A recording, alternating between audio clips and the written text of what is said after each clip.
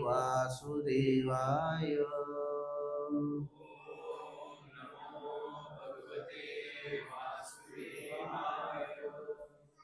ओम नमो भगवते वासुदेवाय।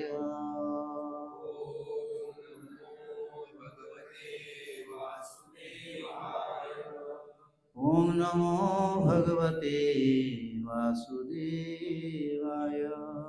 ओम नमो भगवते वासुदेवाय।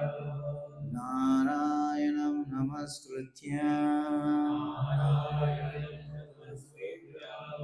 नरं चैव नरोत्तमं दैवीं सरस्वतीं व्यास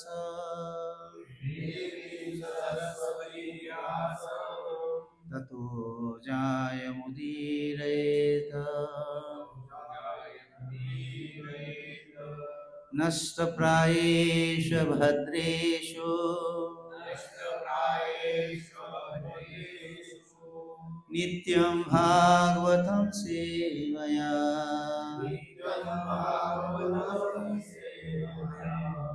भगवते उत्तम श्लोके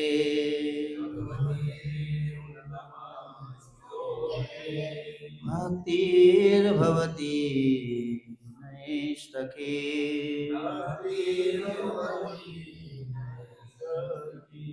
कृष्णाय वासुदेवाय देवकी नंदनाय च नन्दगोपकुमाराय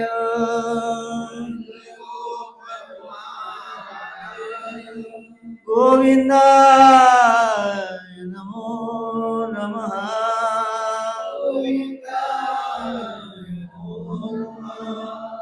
हरे कृष्णा हरे कृष्णा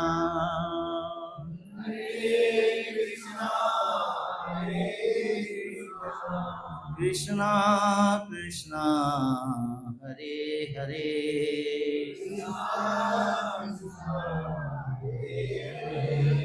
हरे राम हरे राम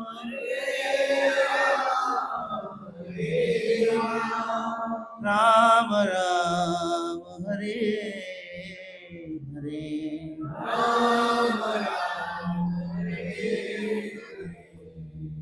हरे कृष्ण। तर आज आपण 9व्या अध्याय मधला पहिला श्लोक वाचणार आहोत आणि काही अशा विषयावर चर्चा करणार आहोत की भगवंत या धरास्थळावरती आपल्या सगळ्यांसाठी सगळ्या जीवांसाठी जे भगवंतानी आपल्यासाठी जे योजना आखल्या आहेत, ज्यांच्यावर त्यांच्यापासून आपणाला आपल्या ह्या कलियुगामध्ये ह्या तुच्छ जीवनात आपण जे कटाक्षानं परिश्रम करत आहोत, कष्ट करत आहोत आणि ह्याच्यातून मार्गदर्शन करणारे भगवंतांचे भक्त आणि वैष्णव या धरातळावर अशा प्रकारे त्यांनी आपलं आयुष्य जीवन व्यतीत करून आपल्यासाठी सुखाचं आणि आनंदाचं जीवन जगण्यासाठी ज्या ज्या भगवंतांच्या विस्तारित लीलांचं वर्णन केलं आहे आणि त्यांचं उच्च शास्त्र बनवून आपल्यापर्यंत रसपान करण्याचा जो प्रयत्न केला आहे त्याचा आपण रस घेण्याचा आनंद घेण्याचा प्रयत्न करू. हरे कृष्ण. श्री भगवान वाच इदं भगवान वाच इदं ते तु गुह्यतम् प्रवक्ष्याम्यानयुयुवे प्रवक्ष्याम्यानसूवये ज्ञानविज्ञानसहितं यज्ञत्वा मोक्षस्य शुभात् इदं ते गुह्यतं प्रवक्ष्याम्यनसूयवे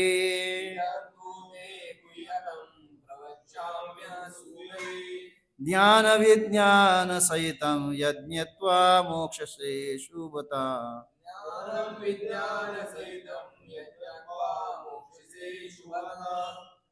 कोणी बोलणार असेल तर बोलू शकता.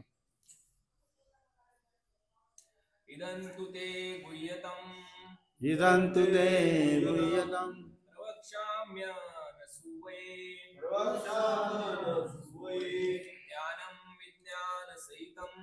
ज्ञानं विज्ञानसहितं यज्ञात्वा मोक्षसे शुभात्.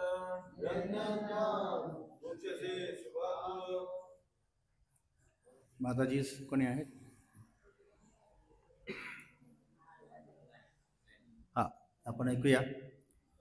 श्री भगवान वाचा, आणि भगवान म्हणाले, रिधम हे तू, परंतु ते तुला, गुह्यतम गुह्यतम किंवा परम गोपनीय, प्रवक्ष्यामी मी सांगतो, अनुसयवे द्वेष न करणाऱ्या, निर्मत्सरी ज्ञानम ज्ञान, विज्ञान साक्षात्कार किंवा अनुभूत ज्ञान, सहितम यत ते ज्ञात्वा जाणल्याने, मोक्षसे तू मुक्त होशील, अशुभात भौतिक अस्तित्वातील तू तू दुःखापासून. ठीक आहे. श्री भगवान म्हणाले, हे अर्जुन, तू माझ्या कधीच मत्सर करीत नसल्याने मी तुला हे परम गोपनीय ज्ञान तथा त्याच्या अनुभूतीचे ज्ञान प्रदान करतो, आणि ते जाणल्याने तू भौतिक अस्तित्वातील सर्व दुःखातून मुक्त होशील. ओम ज्ञानं तिमिरन्धस्य ज्ञानाञ्जनं शलाकया चक्षुर्मिलितं येन तस्मै श्रीगुरवे नमः. श्रीचैतन्य मनोभीष्टं स्थापितं येन भूतले स्वयं रूपं कदा मह्यं ददाति स्वपदान्तिकं. वन्देऽहं श्रीयुतकमल श्रीगुरुवैष्णवांच श्रीरूपं साग्रजात सहगण ललिता श्रीविशाखान्त.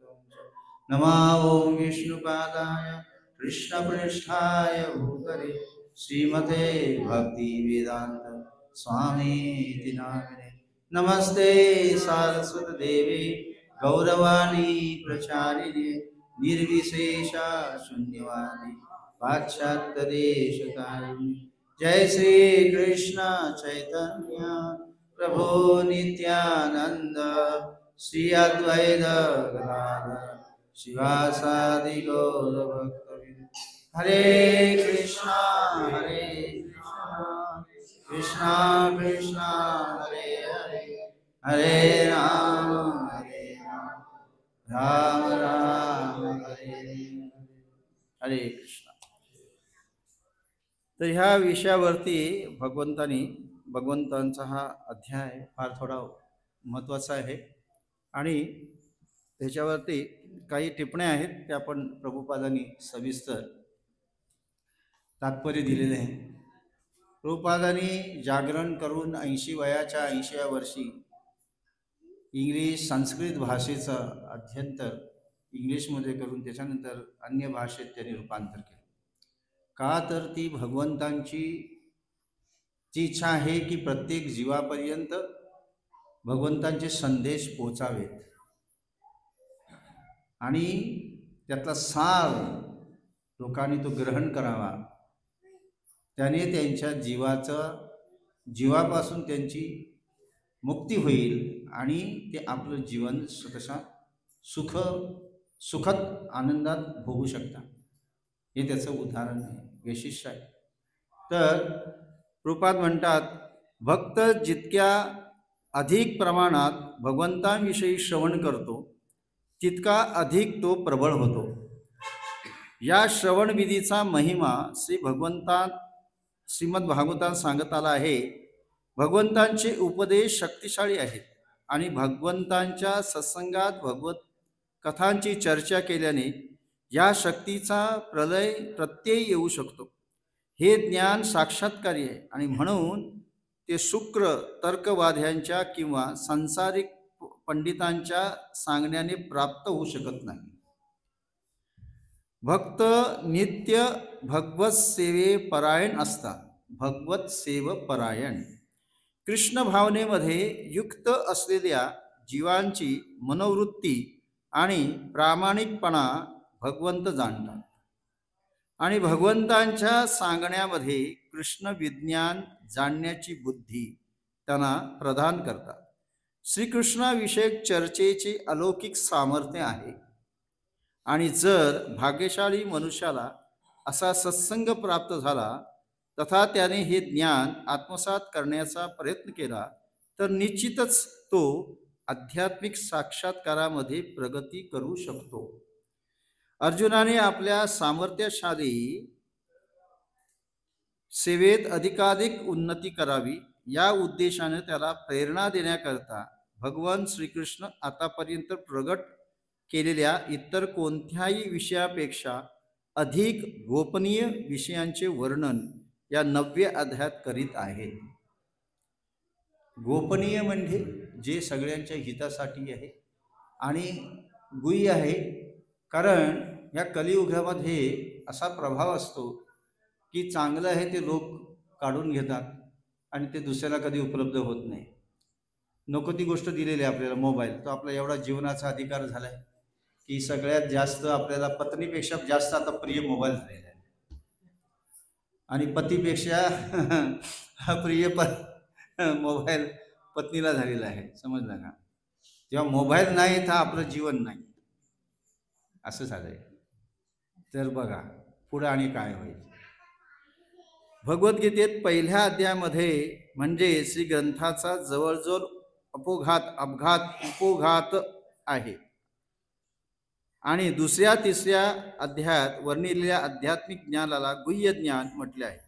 7व्या आणि 8व्या अध्यायात चर्चा केलेले विषय हे विशेष करून भक्तीशी संबंधित आहेत. हे विषय मनुष्याला कृष्ण भावनेमध्ये प्रबुद्ध बनवितात म्हणून त्यांना गुह्यतम ज्ञान म्हटले आहे. परंतु 9व्या अध्यायात अनन्य विशुद्ध भक्तांचे निरूपण करण्यात आले म्हणून या ज्ञानाला परम गोपीनाथ ज्ञान असे म्हटले आहे, गोपनीय ज्ञान असे म्हटले आहे. श्रीकृष्णाने गुह्यतम ज्ञान प्राप्त झालेला मनुष्य स्वाभाविकपणे दिव्यत्वामध्ये स्थित होतो आणि म्हणून तो भौतिक जगतात असूनही त्याला भौतिक क्लेशामुळे मुळीच त्रस होत नाही. भक्तिरसामृत सिंधूमध्ये सांगण्यात आलेले आहे की प्रेममयी भागवत सेवा करण्याची प्रामाणिक इच्छा असणारा मनुष्य जरी प्रकृती प्रबद्धवस्थेमध्ये असला तरी तो मुक्त झाल्याचे जाणले पाहिजे. ज्याप्रमाणे भगवद्गीतेत 10व्या अध्यायावरून आपल्याला आढळून येईल की अशा प्रकारे भगवत सेवा करणारा मनुष्य मुक्तित्माचाच असतो, मुक्तित्माच आहे. तर आपण काय विशेष म्हणजे तुम्हाला एक मी गोष्ट याचं उदाहरण म्हणून समजवण्यासाठी प्रयत्न करतो आहे की आपल्या तर कल्पना आहे की 5 प्रकारचं 5 ठिकाणी अमृत, लोक अमृतच्या शोधात असतात, सुखाच्या शोधात असतात, नाही का? कशात सुख मिळेल, काही चाललंय पाहिजे सांगू. कोण आहेत ते आपल्यापैकी नाहीत का? तर विषय असा आहे की प्रत्येक व्यक्तीला सुख आनंद भोगण्यासाठी प्रयत्न करत असतो. आपलं सगळं जीवनात सुखी कशी होतील, मुलं सुख कशी होतील, मला धन किती मिळेल, मी किती आनंदात राहील, समजलं का? तर ह्या सुखाच्या शोधात प्रत्येक व्यक्ती असतो. मग काही ना काहीतरी कमी धन असेल तर जास्त मेहनत करतो, कशा ना कशा अर्थाने कशा ना कशा मार्गाने तो ते मिळवण्याचा प्रयत्न करतो आणि सुख प्राप्त करतो. तर हे सुखाच्या सगळ्यांना आवश्यकता आहे, खरंच आहे. प्रत्येक माणूस हा सुखी जगण्यासाठी चाललेला आहे, नाही का? आणि आनंद भोगण्यासाठी आहे. भगवंतही सांगतात, मी जेव्हा आलो, भगवंत द्वापरीमध्ये आले तेव्हा भगवंत थोडी रोज नोकरीला जात होते, शेतावर जायचे, राधाराणी पाठून भाकरी घेऊन जायचे, असं काय उद्योग होता का? नाही. आणि भगवंतांचे ऐश्वर्यवान असल्या कारणाने त्यांना काही गरज नव्हती, नाही का? ते लीला करण्यासाठीच आले होते, की आपल्याला दाखवण्यासाठी आले होते की मी कोण आहे, माझं ऐश्वर्य काय आहे. आणि ते जर आले नसते द्वापर युगामध्ये तर आपल्याला कळलंही नसतं की कृष्ण कोण आहे, विष्णू कोण आहे. आपण ते बाजारातले किंवा एखाद्या मंत्र्यालाच म्हणायला हाच भगवान आहे, याच्याच पाठी लागावं, नाही का. आजही वृत्ती अशीच असते लोकांची. मतदानाच्या वेळेला पेट्या आणल्या की दुसऱ्या दिवशी छापून दिलं, झाला तोच माझा गॉड, नाही का. तर तसं नाही आहे. भगवंत ह्या स्तरातळामध्ये त्यांच्या नित्यलीला झालेल्या आहेत. ह्या नित्यलीला करण्यासाठी भगवंत आले आहेत.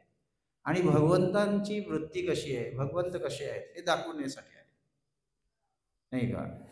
तर आपण शास्त्रामध्ये ऐकतो अमृत अमृत, याच्यामध्ये अमृत आहे, त्याच्यामध्ये अमृत आहे, कशामध्ये 5 प्रकारच्या भागामध्ये अमृत आहे असं म्हणतो. आणि अमृत खाल्ल्याने प्यायल्याने स्वर्गामध्ये अमृत पिल्यानंतर ते अमर होतात असं आपण ऐकतो. भगवंताने सुद्धा समुद्र मंथन करून अमृत निर्माण केलं. आणि मग ते देवी देवतांना राक्षस घेणार होते. देवी देवतांना भगवानने मेनकाचा म्हणजे सुंदर स्त्रीचा अवतार धारण करून त्याच्यातून राक्षसांना वाटण्यातून वाचवलं. तर मंदार काय कुठचा पर्वत, तो मंदाराचार ना, मंदन. समुद्र मंथन करून भगवंताने अमृत काढलं. आणि ते अमृत पण समुद्रामध्ये अमृत आहे का, प्रश्न मी तुम्हाला विचारणार. आता भगवंताने काढलं म्हणून लोकांना वाटतं की समुद्रामध्ये अमृत आहे, ठीक आहे. तर पुढे सांगायचं तर त्याला म्हटलं आहे की भगवंतांच्या समुद्र मंथनामधून भगवंतांनी जे अमृत काढलं महासागरात, त्याला सिंधू अमृत, अवधीमध्ये अमृत आहे असं म्हटलं जातं महासागरामध्ये. दुसरं आहे विधू. विधू म्हणजे कसं आहे, चंद्र. विधू आणि चंद्रामध्ये सुद्धा, चंद्रलोकामध्ये राहणारी जे लोक आहे ते सुद्धा अमृतचं पान करून लंब आयुष्य, लॉंग लाईफ म्हणतात इंग्लिशमध्ये, दीर्घ आयुष्य जगतात अशी धारणा आहे. आता सत्य तुम्ही सांगायचं तर खरं आहे का त्याच्यामध्ये, अशी लोकांची धारणा आहे. तर झालं एक, तर झाला विधू, अवधी, चंद्रावरच्या वरती लोकांचा अमृतपान असतं. आणि तिसरं असते की नववधू. आता नवीन मुलांचे लग्न होत असेल तर त्याला वाटतं की अमृत म्हणजे माझी पत्नी आहे, आणि ती पत्नीला बघूनच खुश होतो, ये मेरा अमृत है, ये मेरा जीवन है ना. झालं अमृत म्हणजे त्यालाही वाटतं की खरंच पत्नी म्हणजे अमृत, संसार बनवते, नाही का, संसार घडवते, आयुष्य वाढवते, म्हणजे घराच्या गृहस्थीमध्ये चालू होते. तर श्रीमुखामध्ये अमृत असं त्याला वाटतं नववधूंना. त्याला म्हणतात कामवधू, ज्यामध्ये ज्याच्यामध्ये कामिक भावना असते तो आपल्या स्त्रीला काय समजतो, अमृत आहे. तिसरा. आणि चौथा सर्प. सर्पाच्या याच्यामध्ये मुखामध्ये अमृत आहे. तर जसं दुर्योधनने कोणाला, भीमला औषध म्हणून जहर पान केलं होतं, आणि ते एवढं त्याला पाजलं आणि त्याच्या विषाने आणि त्याला समुद्रामध्ये सोडून दिला. तर समुद्रामध्ये सापांच्या विषाने त्याचं विषाचं परिवर्तन झालं.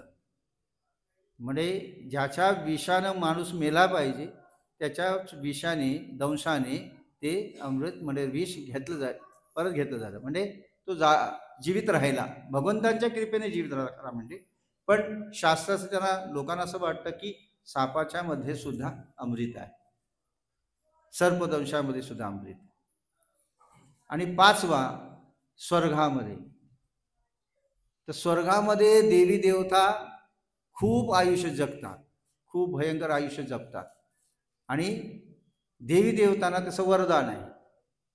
म्हणून म्हटलं जातं की देवी देवतांच्या मध्ये सुंदरी आहे, ऐश्वर्य आहे, बल आहे, तर त्यांच्यामध्ये सुद्धा अमृत आहे. म्हणजे ते अमृत पान करतात.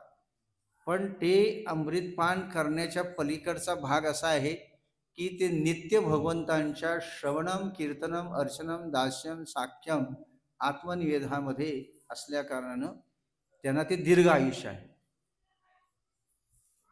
तर त्याच्यात खरं काय आहे कोण सांगेल? खरोखरच का समुद्रामध्ये अमृत आहे? लोक सुकवून टाकतील अमृत असेल तर, दीर्घ आयुष्य म्हटल्यानंतर. मोबाईलच दीर्घ आयुष्य म्हणून त्याला पाळतात लोक, नाही का? आयफोन, नोकिया, सॅमसंग, काय काय पलाट्य आता नवीन नवीन यायला लागले. खरं का? हा, कोण बोलतोय? तर कोणाला सांगायचं? खरोखर समुद्रात मध्ये अमृत आहे का? जर समुद्रामध्ये अमृत असेल आणि ते दीर्घकाळ माणूस अमर होत असेल तर अमृत समुद्र सुकला पाहिजे, नाही का? जास्तीत जास्त पाण्याचं स्थळ आहे, समुद्राचं स्थळ आहे. आपण समुद्रामध्येच आहोत, नव्हतं का? आणि जर समुद्रामध्ये अमृत असेल तर पाणी खारट का? नाही का? त्याच्यापासून आपण मीठ बनवतो. म्हणजे जरी भगवंतानी समुद्र मंथन करून अमृत काढलं असलं तरी समुद्रामध्ये अमृत नाही. हे नक्की झालं.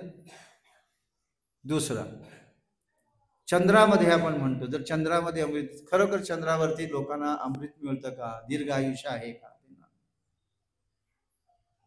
तर तसं जर असतं तर मग चंद्र देखील पौर्णिमेच्या नंतर तो ढळतच जातो, थोडा थोडा बारीक बारीक बारीक होते. अमावस्या लागते की, मग त्याला अमावस्या का लागते?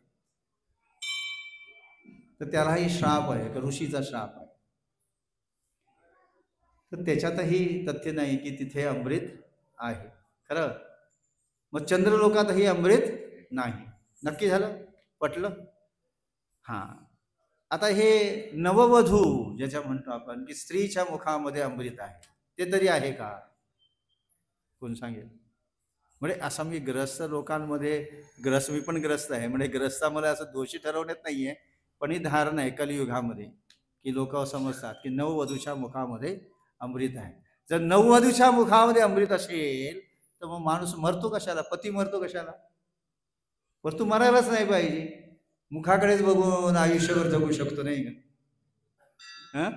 तू है चांद जैसा, असे गाणं गा के, गीत गा के जगू शकतो. म्हणजे पत्नी मुखात सुद्धा अमृत नाही, कळलं? तर आता काय झालं? समुद्रामध्ये नाही, चंद्रामध्ये नाही आणि नववधूमध्ये पण नाही. आणि सर्पदोष, आता सर्पदोषामध्ये जर असेल, हा, सर्पदोष जर असेल तर ते कसं समजायचं? सर्पदंशामुळे माणूस मरतोच की, मग अमर व्हायला पाहिजे, नाही का? मग तेथेही नाही. आणि पाचवा जो आपण म्हणतो की स्वर्गलोकामध्ये, स्वर्गलोकामध्ये सुद्धा शक्य नाही की स्वर्गलोकामध्ये देवी देवता नित्य भगवंतांचं श्रवण करत असतात म्हणून ते दीर्घायू जगतात. दीर्घ आयु जगण्यासाठी तेही शक्य नाही, समजलं का? मग आहे कुठे अमृत? तर जिथं नित्य भगवंतांच्या नावाचा जय जयकार चालतो, जिथं भगवंतांची अमृतवाणी नित्य चालते, राधाराणी स्वयं भगवंताला म्हणते की हे प्रभू तुमचे चरण माझ्या डोक्यावरती ठेवा, माझ्या शिरस्थळावरती ठेवा. हा, जिथं ब्रह्माजी म्हणतात ईश्वरा परमा कृष्णा सच्चिदानंद विग्रहा अनादिरादिर गोविंदा सर्व कारणम कारणम, हजार हजार मुखातून शेषनाग समुद्रावरती भगवंतांच्या नावाचा जय जयकार करत आहे, जप करत आहे, त्यांचे गुणगान गात आहे. आजपर्यंत ते संपूर्णत आले नाही. तर ज्याच्या मुखारमधून भगवंतांच्या कथा, गुणगान, सृष्टीचे रचक, सृष्टीचा पालक महान भगवान कृष्ण, हा, वसुदेव की सुतन देव कंसचानूर मर्दनम देवकी परमानंदम कृष्ण मध्ये जगद्गुरु. ऐसे जगद्गुरु जे गुरुतुल्य आहे, जे आपल्यापर्यंत ज्ञान भगवंतांचं पोचवत आहे, अशांच्या मुखांमध्ये अमृत आहे, हे शास्त्र सांगते. श्रीमद भागवतम आणि सुत गोस्वामी व्यासदेव यांच्या पूर्ण आयुष्यातून आयुष्यभर त्यांनी भगवंतांचे गुणगान कथा ज्ञान केलेलं आहे आणि ते अमृत आपल्यापर्यंत पोहोचवण्यासाठी श्रीमद भागवतम भागवत गीता हे जो काही ऐकतो त्याचे कान दीर्घकाळ संतुष्ट होतात, त्याच्या हृदयामध्ये जी चेतना आहे ती शुद्ध होते, मन तल्लीन होतं आणि भगवंताच्या नामाचा आनंद घेतो. तो व्यक्ती अमृत प्राप्त करतो. हरे कृष्णा कृष्णा कृष्णा हरे हरे, हरे राम राम हरे हरे. श्री मुखारविंद श्री गुरु चरण पद्म केवल भक्ति सद्मा बंधु मोये सावधान माते.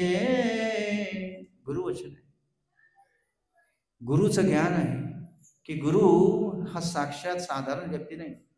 हा गुरु तुमच्याबरोबर बसत असेल, हा गुरु तुमच्या घरी जेवण भोजन करत असेल, हा गुरु तुम्ही त्याला आरती करत असाल, त्याला फळ जल पान देत असाल, परंतु तो तुमचा नाही. तुमच्या बरोबर जरी असला, तुमच्या सारखा नाही, माझ्यासारखा नाही.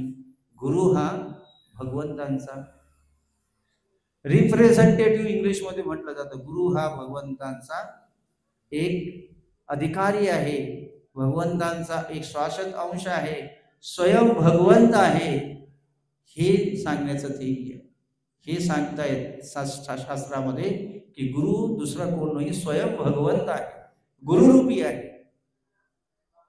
जसं कमळ त्या खारट घाणेरड्या पाण्यामध्ये जरी उगत असलं, चिखलामध्ये म्हणतात नाही का, चिखलामधून कमळ येतं, त्याची एक ट्यूब असते, त्याला दांडी असते, ती चिखलामध्ये पडलेली असते आणि चिखलामध्ये अर्ध्या पाण्यात जल असतं आणि त्या जलावरती असंख्य गुलाबाचे म्हणजे पाकुडले असतात, ते किती सुंदर असतात नाही का. तर गुरुचं ध्येय असं आहे, गुरु हा असा आहे, ह्या चिखलामध्ये येतो आहे म्हणजे ते चिखलामधून काहीतरी तुम्हाला देण्यासाठी, भगवंताची कृपा देण्यासाठी भगवंत त्या कमळाप्रमाणे आहे आणि ते तुम्हाला तुमच्या जीवनाचं सुख ऐश्वर आणि त्याच्यामधून मार्ग काढण्याचा मार्ग देत असतात. सदैव तुम्हाला तुमच्या हिताच्या गोष्टी देत असतात, ज्या तुम्हाला सोयीस्कर आहे, ज्या तुम्हाला सहज करू शकता. ज्या ह्या कलियुगाचा अवतार इतना भयानक आहे, इतना कठोर आहे की अनेक व्यक्तींना काही ना काही कशाची तरी पीडा असणारच. बिना पीडाशिवाय कसं तो माणूस सुखी ह्या जगात जगू शकत नाही. प्रत्येक गोष्टीमध्ये तुम्हाला हेच आम्ही सांगत असतो की दुःख आहे, कष्ट आहे, याच्यातून मार्ग कसा मिळेल, तर ह्याच्यातून प्राप्ती काय करणार, ह्याच्यातून मुक्ती कशी मिळणार आहे तुम्हाला, ह्याच्यामधून सुखाचा मार्ग कसा आहे. कारण ह्या जगामध्ये कलियुगामध्ये काही शुद्ध नाही, सगळंच अशुद्ध आहे आणि भगवंताने दाखवून दिलंय. परंतु भगवंत इतने दयाळू कृपाळू, प्रभू इतने दयाळू आणि कृपाळू आहे की लहानपणीच बालक असताना जेव्हा पुतना भगवंतांचं विष पाजण्यासाठी आली होती, काय पाजण्यासाठी आली होती, विष. 6 महिन्याचा 7-8 दिवसाचा बालकाला ती जर विष पाजण्यासाठी आली होती, विषारी जहर घेऊन आली होती. ह्या कलियुगाचा प्रभाव असाच आहे, प्रत्येक ठिकाणी तुम्हाला जहरच मिळणार आहे, विषच पाजणारे मिळणार आहेत.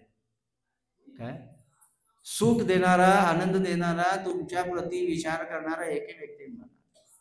तरी त्या स्त्रीला भगवंताने मातृचं धारण स्थान दिलं, मातेचं स्थान दिलं.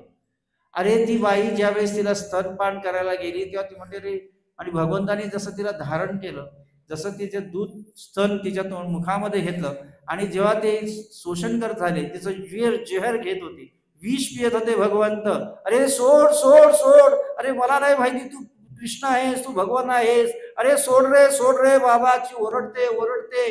पण ज्यानं भगवंताने जिला धारण केली तिला भगवंत सोडत नाही. भगवंत ज्याने मला धारण केलंय, तुम्हाला विष जरी पाजण्यासाठी आलीस आणि तुझं माझं नाव घेऊन तू मला विष मारण्याचा जरी प्रयत्न केलास, तुझा कसाही विचार असला तरी तू मला धारण केलंयस. जिला भगवंत धारण करतात त्याला भगवंत सोडत नाही. राम अवतारामध्ये भगवंत जेव्हा वनामध्ये फिरत होते, त्यांच्या चरणावरती अनेक असंख्य काठे बोचत होते आणि ह्याचे दगडाचे कण त्यांच्या पायामध्ये जात होते, घुसत होते. भगवान असहाय्य होत होतं, तरीही भगवंत ते सोडत नव्हते. रात्रीच्या वेळी जेव्हा भगवंत शयन करायचे, भगवान राम आणि लक्ष्मण त्यांच्या पायामध्ये ते काटे काढण्यासाठी जात असे आणि भगवंतांना विनंती करे, प्रभू मला काटे काढू द्या, तुमची रक्तबंबाळ होत आहे, तुमचे पाय सुजले आहेत, दुखणार तुम्हाला. तर भगवान म्हणायचे नको नको नको. प्रभू म्हणायचे असं करू नकोस, काढून द्यायचे नाहीत. 1 दिवस झाला, 2 दिवस झाले, प्रतिदिन भगवंत चालत असायचे नित्य दिवसभर. आणि शेवटी लक्ष्मण विव्हळ होऊन सीतामातेला म्हणाला की माते मला क्षमा करा, मी भगवंतांची प्रभूची सेवा करू शकत नाही, माझ्या सेवेमध्ये फार व्यत्यय येत आहे. तर सीतामाता म्हणाली मी आज प्रयत्न करते, मी त्यांच्या पायातले काटे काढते. जेव्हा प्रभू रामचंद्र सय्यावर झोपले असताना सीतामाता त्यांचे चरण हातात घेऊन डोळ्यामध्ये अश्रू आणून म्हणते, प्रभू तुमचे पायांची छाननी झालेली आहे, तुमच्या पायामध्ये रक्तबंबाळ होऊन रक्त सुकलेलं आहे, गोठलेलं आहे, एवढे सगळे तुमच्या पायामध्ये काटे जे बोचलेले आहे ते मला काढू द्या. ती म्हणे नको. प्रभू म्हणाले नको नको, ज्याने माझ्या पायाचा आश्रय घेतला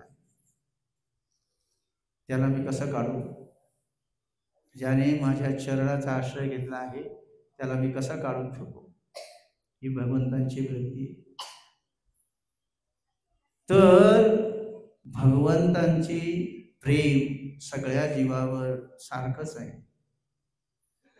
आणि म्हणून भगवंतांच्या नामाचा जप करणं, भगवंतांचा आश्रय घेणं या कलियुगामध्ये उचित आहे. त्याला अनन्य संख्य कारण आहे, कारण हा कलियुग दोषाचा पात्र आहे. या कलियुगामध्ये काही सुख नाही. धनवान व्यक्ती पण दुखी आहे, धन असून देखील कशा ना कशा रोगाने ग्रस्त आहे, कशानं अनेक भयंकर रोग आहेत. मोठे मोठे बलाढ्य लोक व्यक्ती तुम्हाला दिसतात, मंत्री संत्री, वर्षातनं रक्तदान करून येत आहेत. काही लोक 2-2 दिवसानं रक्ताचं शुद्धीकरण करत आहेत, नुसते नावाला जगत आहेत. अशा वेदना होत असतात, हा जीव नको तरी पण ते जगत आहे. त्याचं कारण काय? दोषाचं कारण. प्रत्येक जीव हा दुखात आहे, कष्टात आहे, सुखाचं एक लेश मात्रही नाही. तरी देखील माणूस या जगामध्ये भगवंताला विसरून जातो.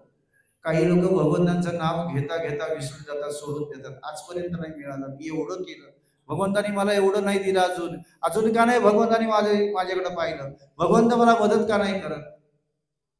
त्याची अनेक कारण आहे. एक कारण नाही की ज्या गावामध्ये आपण राहतो त्या गावामध्ये विशुद्धता, त्या भूमीमध्ये असणारी विशेषता, ज्या घरामध्ये राहतो त्या भूमीचं असणारी विशुद्धता, जे अन्न आपण आणतो त्या अन्नामध्ये असणारी विशुद्धता, ते जल आपण घेतो त्या जलामध्ये असणारी विशेषता. जरी तुम्ही म्हटलं की आता मी यज्ञ करेन, भगवत भक्ती करेन, हे करेन, आणि त्याच्यासाठी जर तुम्ही प्रयत्न करत असाल तर केवळ तुम्हाला असं वाटत असेल की माझ्यापुरती माझं हे झाल्यावर मी भगवंताची भक्ती करेन, माझं ते झाल्यावर भगवंताची भक्ती करेन. अशा कंडिशन घालून जे आपण भगवंताची भक्ती करायला लागतो त्याच्यातून काही निष्पन्न होत नसते. ज्या अर्थी व्यक्ती ब्राह्मणाला बोलवतो, अरे माझ्या घरामध्ये पूजा कर, तो माणूस देखील शुद्ध नसतो, तो ब्राह्मणाला देखील भगवंतांच्या नावाचा उच्चारण ठीकसं करता येत नाही. तला त, दला द, भला भर, एक तला त, संस्कृत एकही वाचन शुद्ध करू शकत नाही. तोंडामध्ये एवढा मोठा मावा नवा ठेवून तो भगवंतांची भक्ती काय करणार. त्याच्यानंतर सुद्धा तुम्हाला विचारणार तुम्ही देणार किती आणि घेणार किती. मी 2 तास येईन, तुम्ही 3,000 द्या, 5,000 द्या, 10,000, याच्यात पण सौदा असतो. करणारा व्यक्ती हे याच्यासाठी करतो की माझं हे काम व्हावं म्हणून. म्हणजे त्याच्यातही अशुद्धता अशुद्धता. म्हणजे हा कलियुग हा संपूर्ण दुःखाचा आणि द्वेषाचा मार्ग आहे. आजकालमध्ये शुद्ध ब्राह्मण मिळत नाही आणि प्रत्येक माणसाकडे कोणी जाल तिथं जरी म्हटलं तर आज जोशाकडे जाईन भक्ताकडे जाईन तर जोशी तुम्हाला 10 गोष्टी लिहून देईल. एक असेल तर 10 सांगणार. डॉक्टरकडे गेलात तरी तुम्हाला नसेल तो रोग सांगेल, हा रोग आहे हे घे. तिसऱ्या दिवशी जाल हा झालं अजून बरं नाही झालं, ह्या 7 गोळ्या घे, ह्यानी 7 दिवस राहा. म्हणजे तो प्रयत्न करतच असतो. त्यालाही त्याच्यात तज्ज्ञ नसतं. तेही आपल्या तांत्रिक जीवनावर अवलंबून असतात. ही टेस्ट घे, ती टेस्ट घे, ही झाली की ही घे. त्यालाही काही कळत नसते. शेवटी आपल्याला त्याच्यावरतीच राहावं लागतं. अशा प्रकारे ह्या कलियुगाचा प्रभाव आहे. आणि ह्या कलियुगामध्ये प्रत्येक व्यक्तीला म्हणून श्री चैतन्य महाप्रभूंनी हरेर नामाचा विचार केला. हरेर नाम ही केवलम कले नास्तेव नास्तेव गती अन्यथा. या कलिकालमध्ये जो व्यक्ती भगवंतांचं नाम स्मरण करेल, कीर्तन करेल, भजन करेल, भगवंतांच्या नामाचा जय जयकार करेल, शुद्ध भक्तांकडून भगवंतांचं वर्णन ऐकायला कानधार शुद्ध करण्यासाठी हे भगवंताने दिलेलं आहे. तर जो व्यक्ती याचं ग्रहण करतो, जो व्यक्ती या भगवंतांचं श्रवणमार्थ करून भगवंत आपली कृती करतो, जीवनामध्ये येणाऱ्या अनेक व्याधींवर चढून जाण्याचं असेल, त्याला पार करायचं असेल आणि आपली वृत्त शीतल तन्मय करायचं असेल तर एकच नाव आहे, हरे कृष्णा कृष्णा कृष्णा हरे हरे, हरे राम राम राम हरे हरे. वाल्या कोल्ही अशिक्षित होता, शिकलेला नव्हता. तो मरा म्हणायचा. काय मरा त्याला राम म्हणताच येत नव्हतं. ज्या व्यक्तीला राम म्हणता येत नाही अशा व्यक्तीनं शिवळ आयुष्यभर मरा म्हणून वाल्मिकी रामायण लिहिलं. म्हणजे ही शक्ती कोणात आहे? भगवंतांच्या नामात आहे. हे दो अक्षरी राम काय म्हणून ह्या कलियुगामध्ये प्रत्येक जीवाचं कर्तव्य बनते की नाम ही आपल्या जीवनाचा आधार बनवा. नाम ही केवळ, त्याला सोडू नका. आता नाही मिळेल पण ज्या वेळेस तुमच्यावर संकट येईल तेव्हा भगवंतच त्या नामाचाच उपयोग तुम्हाला होणार. समजलं? एक व्यक्ती, काय त्याचं नाव तुम्ही कथा ऐकली देखील असेल, आणि त्या कथेमध्ये श्रीमद भागवतमध्ये 7व्या अध्यायामध्ये ती कथा येते.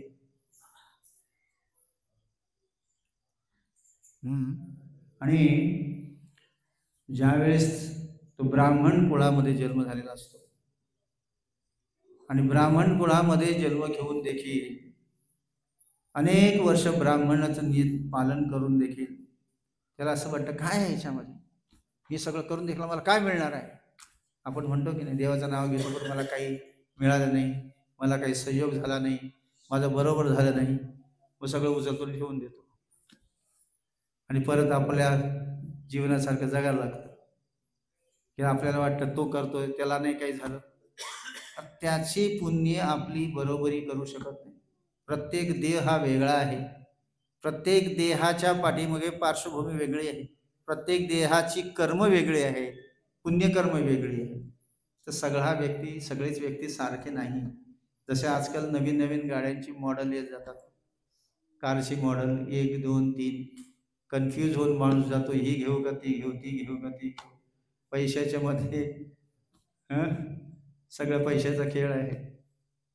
तसं आपल्या जीवनाचा देखील एक मॉडेल आहे आणि त्या मॉडेलाची प्रकृतीच्या धारणेप्रमाणे त्याचे संस्कार, त्याच्यावर पाप पुण्य त्याच्यावर लिहिलेलं असतं. 84 योनी लक्ष जीवनामध्ये आपण जे काही कर्म केली, नकळत केली, जाणून बुजून केली, ते सगळी ह्या कलियुगामध्ये आपल्याला भोगावं लागत असतात. आणि त्यासाठी भगवंताने पूर्णतया नामकारी बहुधारी सर्वशक्ती तत्रापिता नियमित स्मरण करावे. तर महापुराण हेच सांगते. म्हणून वर्षानुवर्ष साधू संत अशा अनेक एकांतकामध्ये राहून भक्ती करत असतात, भगवंतांचं चिंतन मनन ध्यान करत असतात. सांसारिक व्यक्तीला अनेक कष्ट आहेत, व्याधी असतात, तरी देखील तो भगवंताची थोडीफार भक्ती करतो. तर ज्याच्या घरी नाम आहे त्याच्या घरी सर्व सुखकारी आहे. आणि त्याला सुखाच्या भगवंत तुकाराम महाराजांनी पण हे सांगितलं, नामामध्ये बळ आहे, नामामध्ये शक्ती आहे. जेवढा वेळ आपण टीव्ही आणि मोबाईलवर घालतो त्याच्यात काही भाग जर आपण नामाच्या वच्यामध्ये स्मरणामध्ये किंवा एकत्र बसून भगवंतांच्या कथा केला, गुणगान गायले, किंवा राजकारणाच्या गोष्टी करण्यापेक्षा आपण जर भगवंतांच्या कथा वाचल्या ऐकल्या तर त्या आपल्याला आनंद देणार आहेत, सुख देणार आहेत. काय असे हे शास्त्र सांगतंय. व्यासदेवाने आपल्या पुत्र, त्यांचा स्वतःचा पुत्र, त्याला देखील त्यांनी श्रीमद भागवतमच्या अध्ययन करून आईच्या पोटामध्ये 16 वर्ष तो व्यक्ती भागवतम ऐकत राहत होता. 16 वर्ष. शेवटी व्यासदेव म्हणाले, अरे बाबा बाहेर ये, माझी पत्नी मरून जाईल. तेव्हा कुठे सूत गोस्वामी बाहेर आले. सूत गोस्वामी बाहेर आले आणि ते आले ते तसेच निघून गेले. आई वडिलांना सोडून गेले. का? तर त्यांना माहिती आहे की जिथं भगवंतांचं श्रवण कीर्तन अर्चन दास्यम साक्य नाही तिथं तर जगणं व्यर्थ आहे. आपण ह्या जगामध्ये कसं जगतोय माहिती आहे का? समुद्रामधली मच्छी जेव्हा तो काय त्याला म्हणतात फिशरमॅन, म्हणजे मच्छी मारणारा, ते पकडतो आणि तिला जर बाहेर ठेवतोय, बाहेर आणतो आणि तिला जर गालीच्या ठेवला, तिला सोन्याच्या गादीवर झोपवली तर राहू शकते का?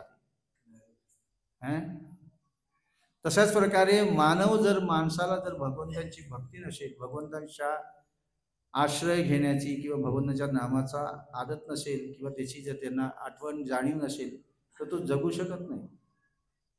आपल्या जीवनातही असंच आहे. जिथं भगवंतांचं स्मरण आहे, कीर्तन आहे, भजन आहे, तिथं आपला जीव सुखात आहे.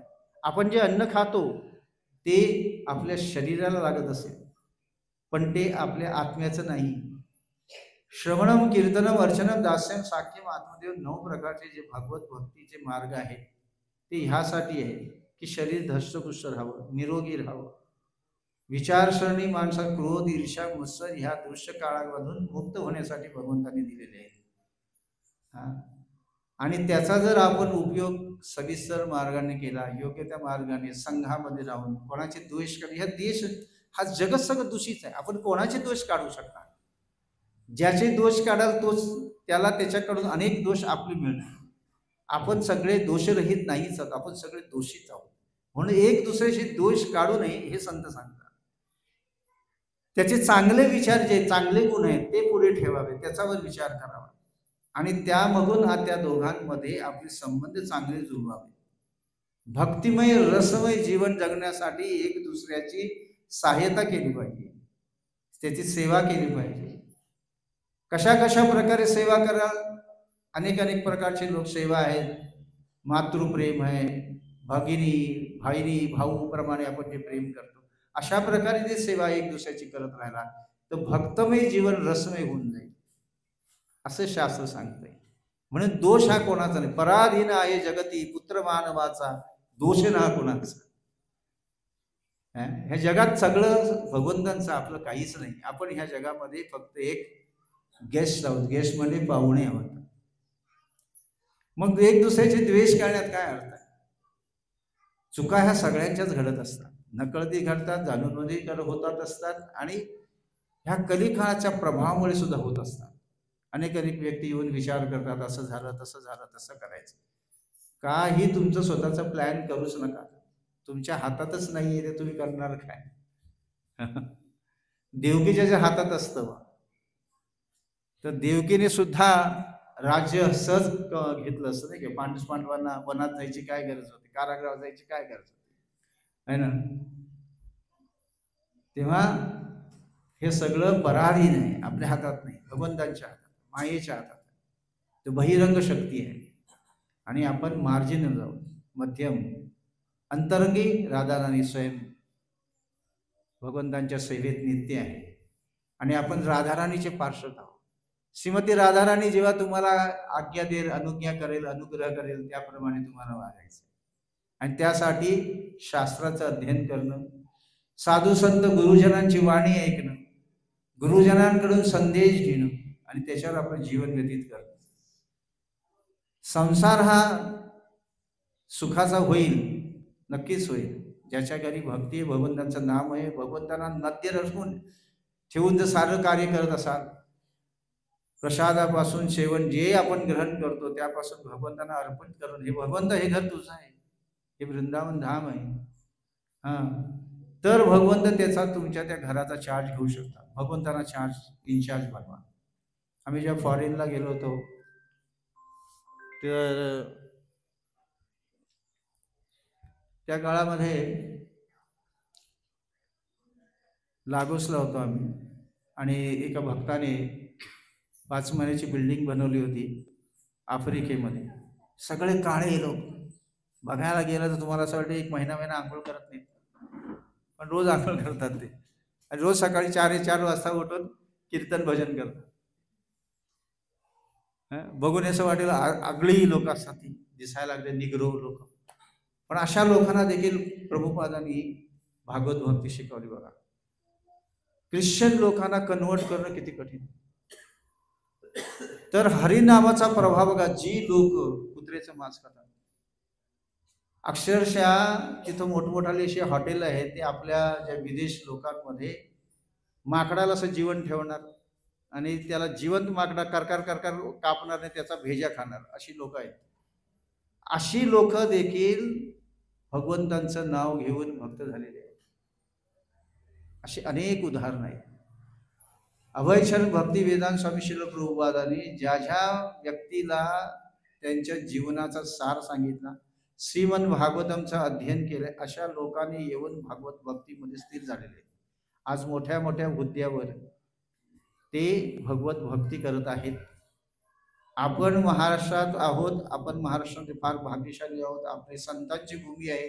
तुकाराम महाराज येऊन अनेक वाण्या सांगून गेले, कथा सांगून गेले आणि सर्वसाधारण लोक पालन करत आहेत. पण इस्कॉन इंटरनॅशनल सोसायटी अभयचरण भक्तिवेदांत स्वामी तुम्हाला पूर्ण भक्ती, संपूर्ण भक्तीचं सार सांगतात. आणि ही भक्ती शुद्ध भक्ती आहे, कारण इथं आपण भगवंताला डायरेक्ट भगवंतांची सेवा करतो, नुसती मनानं किंवा असं नाही. जे कार्य आपण करतोय ते भगवंतांना घरामध्ये बसवून, म्हणजे आता तुम्ही लड्डू गोपाल असाल, फोटो असेल, तर ती प्रत्येक गोष्ट तुम्ही भगवंतांना अर्पित करून जर कराल तर त्याचा भगवंत त्या तुमच्या घराचा चार्ज घेते, तुमचं घर वृंदावन बनवतील आणि काही काळातच तुम्हाला त्याची परिचय येऊ शकेल. पण त्यासाठी सर्वप्रथम तुम्ही ज्या गुरुला, समजा प्रभुपाद तुमच्या घरी असेल, प्रभुपादांचा फोटो असेल, तर प्रभुपादांना पहिला दिवस तुमचा सुरुवात प्रभुपादांच्या आरतीपासून सुरू करा, नामापासून, हरिनामापासून सुरू करा. एक आरती प्रभुपादांना नामस्मरण करा. सकाळी पहाटे उठणं हे गरजेचं आहे. आपण म्हणतो की आम्हाला पहाटे अंग दुखतंय, हे करतंय, मला असं होत नाही, मला तसं होत नाही. एकदा सराव केला की सगळं होतंय. आम्ही पण असेच होतो.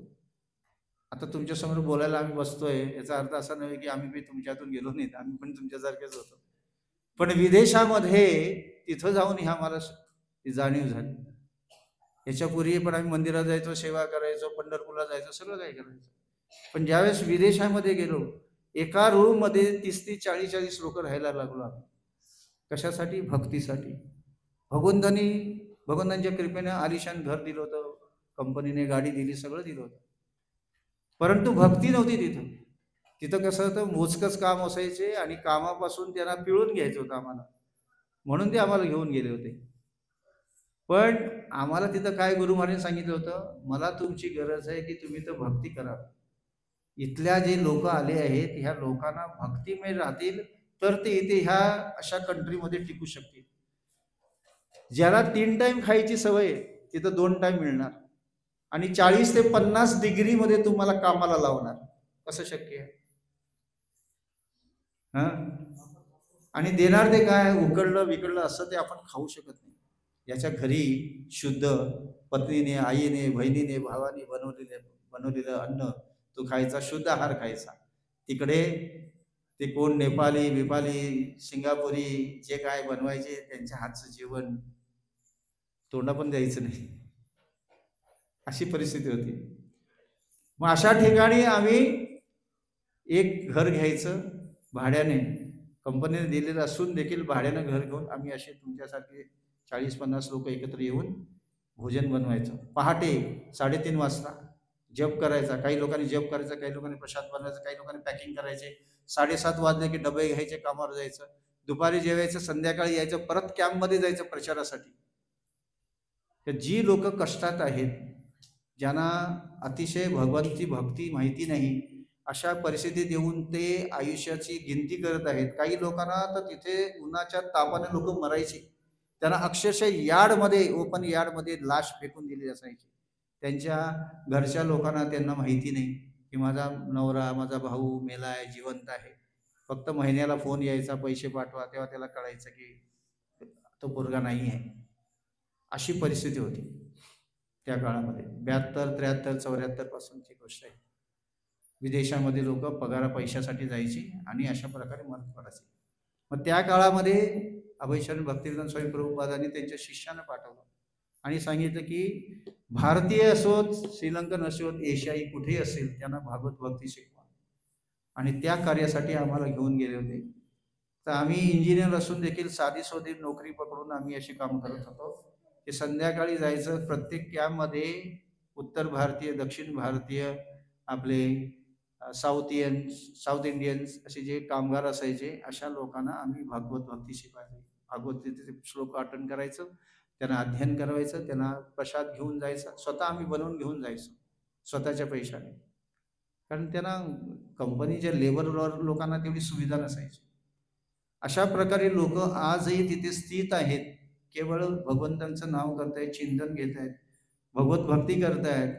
16 जप, काही लोकांनी दीक्षा घेतलेल्या आहेत, काही लोकांनी आपल्या परिवाराला प्रवर्तित केलेलं आहे आणि त्यांच्या गावी देखील सेंटर बनलेले त्यांच्या लोकांसाठी, गृहस्थांसाठी, की ज्यांनी अजमावलंय. आपण मॉलमध्ये बघतो बाय 1 गेट 1 फ्री, किंवा सांगतो आज साडीला 50% डिस्काउंट आहे, घरी घरी येऊन सांगतो अरे 50% डिस्काउंट आहे, जाते का, तू येते का, ती येते का, असं सगळ्यांना आपण एक दुसऱ्याला सांगित राहतो आणि त्यांना तिकडे प्रभावित करतो. पण भक्तीमध्ये अशा मार्गाने प्रभावित करून लोकांना एकत्रित घेऊन येणं हे सगळ्यात उच्च कार्य दाखवलं, सांगितलेलं आहे. जो व्यक्ती दुसऱ्याला भक्त बनवण्याचा प्रयत्न करतो, दुसऱ्याची भक्तीमध्ये येण्यासाठी त्याची सेवा करतो आणि त्याला हे भगवत भक्त ज्ञान देतो, असा व्यक्ती भगवंतांना अतिप्रिय सांगितलेला आहे शास्त्रामध्ये. ज्यावेळेस राम अवतारामध्ये रावणाचा भाऊ दुःशासन ज्यावेळेस म्हणजे भगवंतांकडे याचना करू लागला की मला वाचवा, की मी तुमचा भक्त आहे आणि मला तुमच्या बरोबर घ्या, मी रावणाचा भाऊ जरी असलो तरी मी त्या पार्टीत नाही. त्या सुग्रीव वगैरे सगळे एकत्र बसले होते आणि विचारायला लागले का रे बाबा काय करायचं. मंत्री संत्री की म्हणाले प्रभू ह्याला जर घेतला, हा रावणाचा भाऊ आहे, आपलं सिक्रेट इथपर्यंत पोहोचलं तर आपण काय करणार, कोणाची गॅरंटी असू शकते का. आणि त्याच्यावर शंका कुशंका करू लागले. मग भगवंतानी एक बोट हनुमानकडे केलं की हनुमान तुझा काय विचार आहे. सगळ्यांचे विचार घेतले. प्रत्येक जण म्हणाला प्रभू असं करू नका, हा त्याचा भाऊ आहे, रावणाचा भाऊ आहे. मग हनुमानने सांगितलं की प्रभू की जो व्यक्ती रावणाला सोडून येतोय आणि तुमच्या नावाचा जप करतो, म्हणतोय की मी त्याला पाहिलंय, त्याच्या घरासमोर एक वृंदाची तुळशीचा पौधा होता आणि त्याच्या घरी मी जल पण प्यायलोय. तर भक्त जो असतो त्याचं हृदय असं, जो रिंदी देवीची, तुळशी राहण्याची पूजा करतोय, असा व्यक्ती भगवंतांचा भक्त असला पाहिजे, भगवंतांचा विश्वासू व्यक्ती असला पाहिजे, हे त्याची धारणा होती. आणि म्हणून भगवंतानी विभीषणला आपल्या याच्यामध्ये घेतला, समजलं का, ग्रुपमध्ये घेतला. तर भक्त बनल्यानंतर एक दुसऱ्याची त्याची एक विश्वास एक बनतो आणि या विश्वासामुळे आपण आपला मार्ग भक्तिमय करतो. अशाच प्रकारे जीवन जगण्यासाठी भगवंतांनी श्री चैतन्य महाप्रभूने हरिनामाचा आपल्याला ग्रंथ दिलेला आहे आणि हरिनाम हे ह्या जगाचं सर्वश्रेष्ठ बल आहे. सर्वश्री भगवंत त्यांचं श्रेय, त्यांचं ऐश्वर, त्यांचं नाव, त्यांचं गुण ह्या नामामध्ये आहे. म्हणून प्रत्येकाला विनंती आहे की नाम सोडू नका. ह्या नामाचा जप जेवढा कराल त्याची आज ना उद्या तुम्हाला पूर्ती संपूर्णता मिळणार आहे. आणि ह्यासाठीच आपला नामाचा आश्रय घेऊन भगवंताची सेवा कशी करावी त्यासाठी प्रयत्न करा. त्यासाठी कशा प्रकारे आपण सेवा करावी त्याला अनेक अनेक मार्ग आहे. जर तुम्हाला चेतना मिळत नसेल, काही काळात असं दुःख असतं की आपण जप करतो आणि ते जप कसा करतोय ह्याच्यात पण ते शिक्षण दिलेलं आहे. आणि ते शिक्षण जर तुम्हाला व्यवस्थित मिळत नसेल तर त्याने तुम्ही प्रश्न विचारा की कशा प्रकारे आम्ही जो करतो तो योग्य आहे का. आता इथल्या मला तर कल्पना नाही की तुमचे लीडर तुमचे प्रशिक्षण घेतात का. एकादशीच्या दिवशी असा एक समूह करायचा आणि तिथं प्रत्येकानं आपापला जप करायचा आणि तो प्रशिक्षण करतो. तो व्यक्ती माताजी असेल तर एक माताची लीड करतो आणि ह्या इथला जो लीडर असतो तो प्रशिक्षण करतो. हा माणूस कसा जप करतोय, त्या जप करण्याची पद्धत त्याची कशी आहे, त्याच्या हृदयापर्यंत पोचतोय का, तो त्याचं उच्चारण शुद्ध करतोय का. अशुद्ध शुद्धरण करून सुद्धा तुमचं परिवर्तन होईल असं नाही, पण त्याला वेळ लागेल. तुरंत एखाद्या गोळीचा प्रभाव तुमच्यावर पडत नसेल, ज्या रोग्यावरचा दिलेल्या रोग्यावर ज्या गोळीचा प्रभाव पडत नसेल तर डॉक्टर ती बदलून देतो की नाही. तशाच प्रकारे तुम्ही जो व्यक्ती जो आरोग्यासाठी किंवा आपल्या देशासाठी भगवंताचं चिंतन नामस्मरण करत असेल, त्याची काही वृत्तीवर त्याचा जर किंवा त्याच्यावर इफेक्ट काय होत असेल, जर त्याची साधना बरोबर असेल तर त्याच्यात सगळं त्याला सुख मिळालं पाहिजे, आनंद मिळाला पाहिजे. तो येत नसेल तर का येत नाही हे शोधण्याचं कार्य देखील आपल्या लीडर लोकांनी केलं पाहिजे. नुसतं तुम्ही जप करा सांगून जप करा होणार नाही. काही दिवस करतील मग त्यांना टेस्ट मिळणार नाही. आता रोज रोज आईने बनवलेली भाजी सारखीच असली तरी वेगळी वेगळी तिला चव असते. एक दिवशी बाळ म्हणतो आई काय बनवलं हे, मीठच नाही त्याच्यात, तिखटच नाही म्हणतो की नाही. तसंच ज्यावेळेस आपण जप करतोय तर त्या इथल्या कार्यकर्त्यांना समजलं पाहिजे त्यांच्याकडून कसं करून घ्यायचा जप, त्याची टेस्ट त्यांना आली पाहिजे. तर जास्तीत जास्त 4 करत असेल तर 8 राऊंडवर कसे येतील त्याचं परिवर्तन करून घेतलं पाहिजे. आणि त्याच्यासाठी ते का येत नसेल त्याच्यावरही संशोधन केलं पाहिजे की त्याच्यात काय दोष आहे. तर तो दोष डायरेक्ट न सांगता त्याला एकट्याला बाजूला घेऊन बाबा तुझ्यात अशा प्रकारचे परिवर्तन दिसते, अशा प्रकारचे तुला दोष दिसत, जर अपराध घडत असतील तर तुझा जो जप आहे तो शुद्ध होणार नाही, तुझ्यावर ते कार्य करणार नाही. समजलं का. तर ह्या गोष्टी आपल्या इथले जे लीडर असतील त्यांच्यावर मायने करतात. शुद्ध आहार, शुद्ध विचार, क्रोध, मर्स ह्याच्यापासून मुक्ती मिळण्यासाठी नुसतं केवळ प्रवचन देऊन नाही तर त्याच्या पलीकडे त्याची शुश्रूषाही केली पाहिजे. आणि त्यासाठी तुम्ही सगळ्यांनी त्यांना विचारलं पाहिजे की माझ्याकडे असं घडत आहे, तुमचे काय व्याधी असतील, तुम्हाला जे काय अडचणी असतील त्या अडचणी त्या व्यक्तीकडे विचारून घेतल्या पाहिजे. तर त्याच्यावर तुमचं निरसन होईल आणि मग तुम्हाला त्याची जागरूकता मिळेल, मग त्याची टेस्टही मिळेल. कळलं. तर अशा प्रकारे जर तुम्ही शुद्ध भक्तांचा शुद्ध जप करत असाल तर तुम्हाला नक्की त्याची स्फूर्ती मिळाली पाहिजे. पहाटेच्या काळी शक्य नसेल, सांगितल्याप्रमाणे 3 प्रकारचे टाईम आहे. ब्रह्ममुहूर्तावर सकाळी जरी 5ला उठला तरी चालेल, 5ला उठून 8 राऊंड, 9 राऊंड, 10 राऊंड. बाकी मग तुमच्या वेळेप्रमाणे मुलांनी शाळेत असतील तर लवकर उठावं लागेल, लवकर त्यांच्यासाठी सोडावं लागेल. तर जसंही आहे ह्या मंत्रामध्ये त्याला काही बंधन नाही. तुम्ही विदाउट आंघोळ सुद्धा, स्नान केल्या बगैर सुद्धा तुम्ही शुद्ध होऊन एका शुद्ध आसनावर बसून जप करू शकता. जर तुम्हाला आणि शुद्ध म्हणून करायचं असेल तर आंघोळ सुद्धा करू शकता. पण सर्वसाधारण जर पहाटेच्या काळी जर तुम्ही 4 राऊंड 8 राऊंड जरी केले सूर्य उगवायच्या आधी, शास्त्राप्रमाणे जो साधक आहेत त्यांना 12 राऊंड करायची शक्ती असते. 9 वाजायच्या आतमध्ये 16 राऊंड झाले पाहिजेत. पण कार्यग्रस्ताला थोडाफार त्याच्यात सूट आहे. समजा 12 राऊंड जरी केले तर तुम्हाला बघा तुमचा पूर्ण दिवस कसा जाईल. एकदा करून बघा, तुम्हाला त्याची प्रचिती मिळेल. 1-2 दिवस तुम्हाला सुस्ती वाटेल, मग तिसऱ्या दिवसापासून तुम्ही एवढं ऍक्टिव्ह व्हाल की तुम्हाला वाटेल की माझ्या अंगामध्ये काही बिजली आहे. प्रयत्न करून बघा. मग तुम्हाला कोणी जरी हलकाने बोललं तरी ते द्वेष तुम्हाला लागणार नाही. त्याच्यावर तुमच्या कोणी तुम्हाला शिवीगाळी केली म्हणा किंवा त्या अपशब्द वापरले तरी त्याचाही तुमचा असर होणार नाही. हे महामंत्राचं मोठ्या सगळ्यात ध्येय आहे की तुम्हावर येणारे अपराध तुम्हाला ते सहज तुम्ही त्याच्यावर विराजित करू शकता, त्याच्यावर मात करू शकता. ती शक्ती आहे. समजलं? तर अशा प्रकारे हा आजच्या प्रोग्राम याचा मी इथं विश्राम घेतो. तुम्हाला काही प्रश्न विचारायचे असेल तर विचारू शकता. बऱ्याचशा काही बोलण्याचा विचार हे असते, वाटतं, पण ते वेळ काळ असतो. तर आपण कोणाला प्रश्न असेल तर सांगू शकता. हरे कृष्ण.